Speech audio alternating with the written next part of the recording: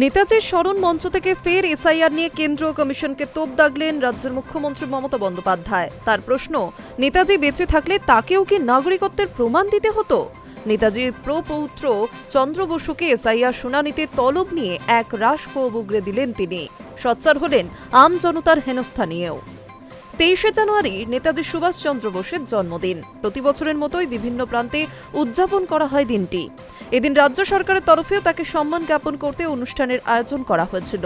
Red রোডের সুভাষ স্মরণের মঞ্চে উপস্থিত ছিলেন মুখ্যমন্ত্রী মমতা বন্দ্যোপাধ্যায়।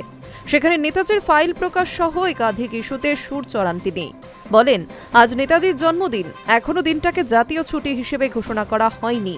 তিনি দেশ থেকে বেরিয়ে গেলেন আর ফিরে এলেন না। আমরা তার জন্মদিনটা জানি, মৃত্যুদিনটা বলতে পারি না। এরপরই এসআইআর প্রসঙ্গ তোলেন মুখ্যমন্ত্রী। বলেন, নেতাজি বেঁচে থাকলে কি তাকেও নাগরিকত্বের প্রমাণ দিতে হতো? হিয়ারিংয়ে তাকেও ডাকা হতো?